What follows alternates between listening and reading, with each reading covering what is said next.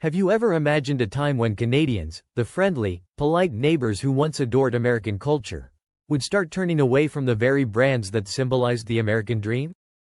Yet, that moment arrived in 2025.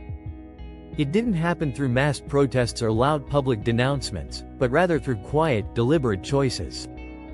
Canadians simply stopped buying. They stopped even looking at certain products. As long as something wasn't made in the U.S., they felt more at ease. "We all have to do our part to support Canada," said one local. "From now on, I guess I'll be buying Canadian whiskey." Starbucks, once a morning ritual for countless Canadians, was left behind, even by longtime regulars. Harley-Davidson, once revered as a symbol of freedom, was abandoned. Parents stopped sending their children to study in the U.S. The story isn't just about consumer goods. It's about trust, national pride, and a growing question. Is the image of America beginning to fade, even in the eyes of its most faithful admirers? Today, we revisit the 10 biggest Canadian boycotts of American products in 2025. You won't believe what happened with the brand at number 5. And if you've ever believed in the impact of every penny you spend, stick around until the end. If these stories make you think, subscribe to continue this conversation, honestly, respectfully, and without judgment. Starbucks. Within just 1 month, Canadians brought down an American icon, not through legislation or protest marches, but through a simple act: choosing to buy their coffee elsewhere. Starbucks, once seemingly untouchable, was the first brand to clearly feel the sting of a boycott spreading from Toronto to Vancouver. It all seemed to begin in April 2025, when the U.S. imposed unexpected tariffs on Canadian imports. Rather than protesting in the streets, Canadians responded in a quiet yet impactful way. They stopped purchasing American coffee. The hashtag boycott Starbucks CA gained momentum on social media platform X. According to Starbucks' Q2 2025 financial report, the company's revenue in Canada dropped by 22%. Once a trendy destination for the middle class, Starbucks locations became noticeably quieter. A 61-year-old retired teacher from Ontario, who had been loyal to Starbucks for 15 years, explained her decision. "I don't hate the brand, but spending $6 every morning on an Americano feels wrong when there's a small roastery around the corner struggling to stay afloat." This shift wasn't merely about changing consumption habits. It became a silent declaration of self-respect, community support, and conscious living. Independent coffee shops across cities from Vancouver to Montreal saw remarkable growth, some reporting a 300% increase in revenue over just 3 months. This surge in demand forced many to hire additional staff and expand their spaces. An app called Maple Roast, which helps users locate Canadian coffee shops, saw over 2 million downloads in May alone. Canadians were clearly embracing values they believed needed preserving. However, not everyone viewed this shift positively. As Starbucks stores began to close, concerns grew about Canadian workers, baristas, milk suppliers, and more, losing their jobs.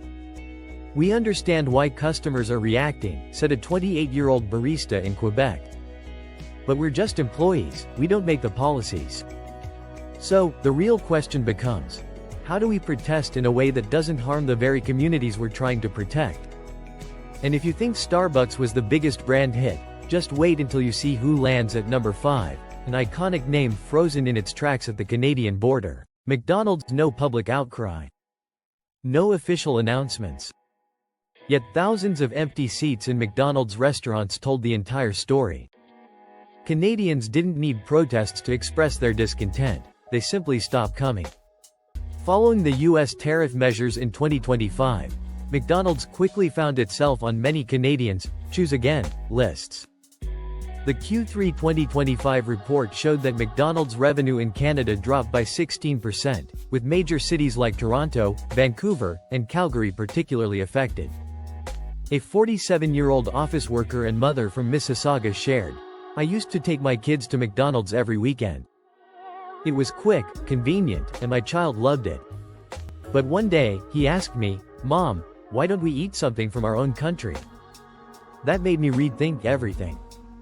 Since then, her family has supported small local eateries where the owners know her son's name and the meat comes from nearby farms. In communities like Ottawa and Halifax, sales at independent restaurants have soared by up to 40%. Many are so overwhelmed on weekends that they've had to turn away orders. But the impact goes beyond economics, it's a form of consumer education. Children are learning that meals aren't just about taste, they're about values. Yet again, not everyone embraces the change. A 62-year-old McDonald's employee in British Columbia who has worked for the chain for over 20 years said, "We're Canadians. We just wear McDonald's uniforms. We don't represent American policy." Most McDonald's branches in Canada are locally owned and operated, hiring Canadian workers and paying local taxes. A revenue drop doesn't just hurt the corporation, it affects real people in local neighborhoods. So, the question persists. Do we eat for convenience, or to uphold values we believe in? It's tough to part with familiar meals, but when even a burger becomes a test of loyalty and conscience, it forces us to reflect. Amazon. Few would have thought that online shopping could reflect personal values so strongly, until 2025, when Canadians began distancing themselves from Amazon. It wasn't anger that sparked this movement, but fatigue. When the U.S. expanded tariffs under Section 301, prices of imported goods soared. Canadian consumers realized that each click supported a system they no longer trusted. The Canada E-commerce Association reported that Amazon Prime cancellations surged by 24% in the first 2 months of 2025. Meanwhile, domestic platforms like Well.ca, BookCity, and Etsy Canada experienced a sharp rise in traffic. A retired couple in Toronto, both in their 60s, had been loyal Amazon shoppers for nearly a decade. But after seeing the growing boycott movement, they decided against buying a Kindle. "We don't hate Amazon," the wife explained. "But if we've lived in this neighborhood for over 30 years, why not support the bookstore at the end of the street?" This mindset sparked a ripple effect. Local businesses began receiving attention like never before. Canadians shared directories of neighborhood stores, left supportive reviews, and used new apps like Local Loop to connect with nearby retailers. Still, the movement had its downsides. An Amazon warehouse owner in British Columbia, whose facility once supported nearly 200 jobs, had to reduce staff hours due to declining orders. "We understand why customers are leaving," he said, "but for people like us, their exit means losing our livelihoods. Behind every online order is a choice. Convenience often comes at a cost the entire community must bear." So, when was the last time you bought something locally? Could clicking "Add to Cart" erase an entire neighborhood economy? The bonds that once held people together? If you're still here, perhaps you feel it too. Something is shifting. Not with fanfare or noise, but through a quiet wave that carries weight. If these stories resonate with you, consider subscribing so we can keep exploring how small choices lead to meaningful change. Share in the comments. Have you ever given up a brand for a cause greater than yourself?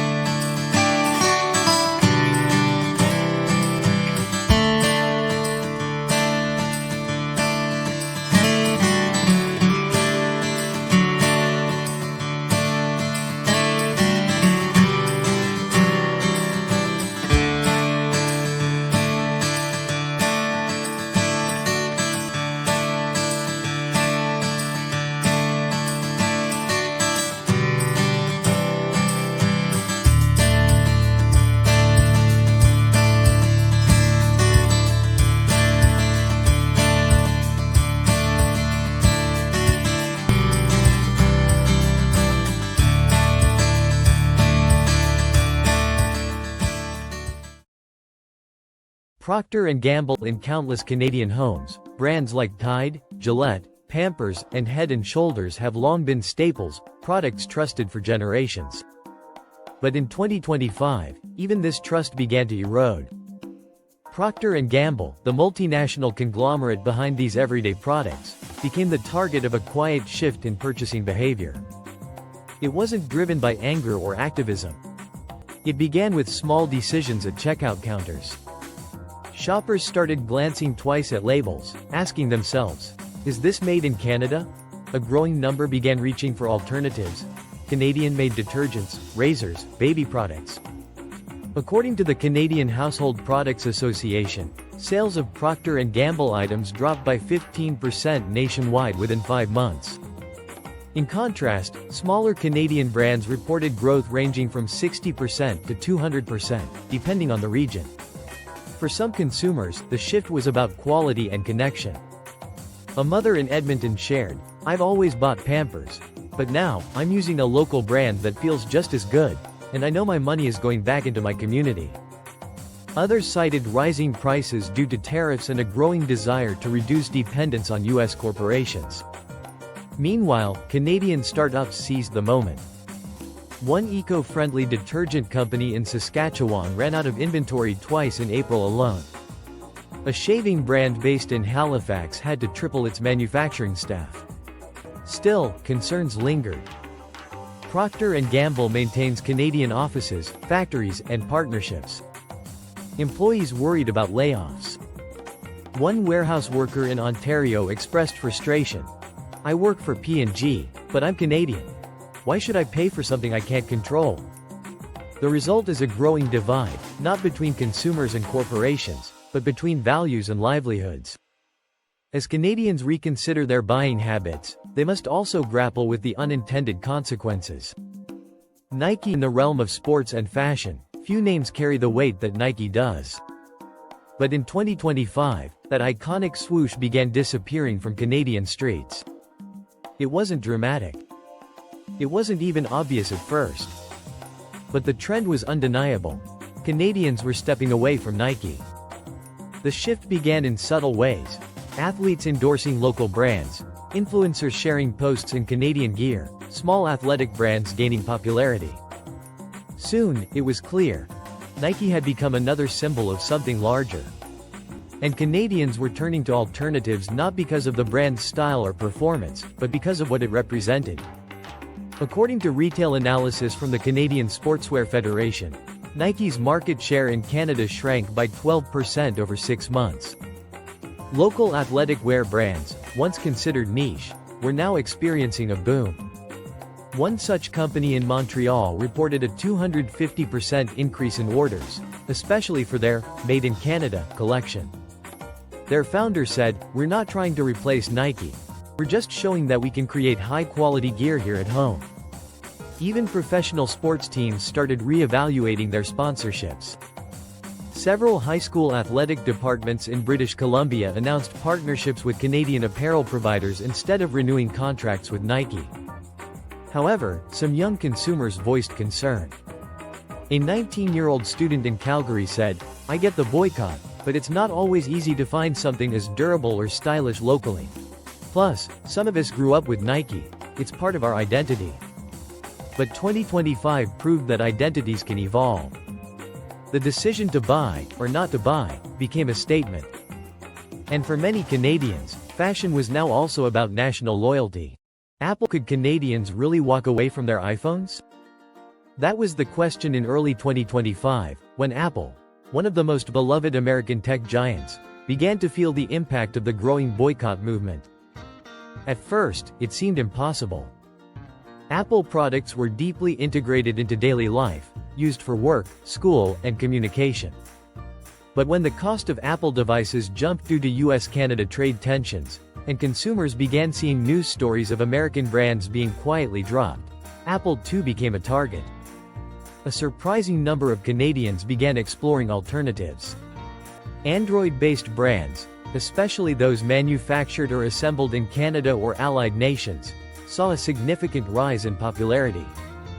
The Canadian Tech Consumer Report noted that Apple's market share dropped by 8% in just 3 months. It was the first time in over a decade that Apple lost ground in Canada so quickly. A 25-year-old freelance designer in Toronto shared, "I was an Apple loyalist. But after seeing what's happening and the prices going up, I gave another brand a try. Turns out it does the job just as well." Retailers confirmed the trend. Some Apple stores in cities like Winnipeg and Halifax reported slower foot traffic. Meanwhile, Canadian electronics retailers began pushing alternative products and seeing better results. But like the other stories in this wave, it wasn't about rejecting Apple entirely.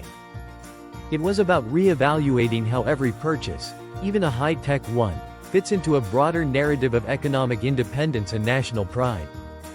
PepsiCo. The 10th name on this growing list of consumer rejections is PepsiCo, a brand known not just for its beverages but also for its snacks and household staples found in almost every Canadian pantry.